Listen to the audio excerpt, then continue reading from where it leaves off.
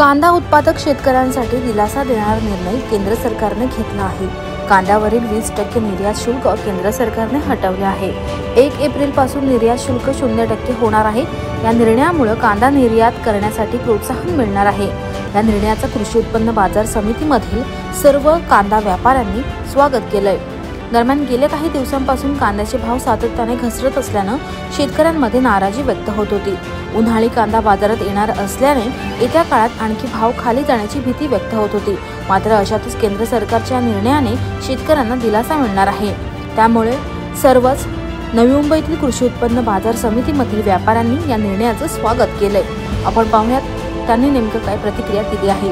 केंद्र सरकारचं हार्दिक अभिनंदन।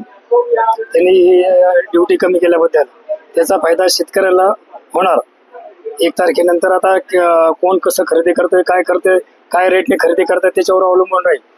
ते शेतकऱ्याला साहजिकच त्याचा फायदा होणार। एवढे काय दर वाढणार नाही, कारण 1 तारखेनंतर आता जे नवीन क्रॉप आहे ना ते निघायला सुरुवात झालेली आहे आणि भरपूर माल आहे। माल असा काही शॉर्ट नाही आहे। महाराष्ट्रामध्ये भरपूर माल आहे। कांद्याचं एक विक्रमी उत्पन्न आहे। त्याच्यामुळे असं काय रेट वाढणार नाही, काही नाही, माल शॉर्ट होणार नाही, असं काही होणार नाही।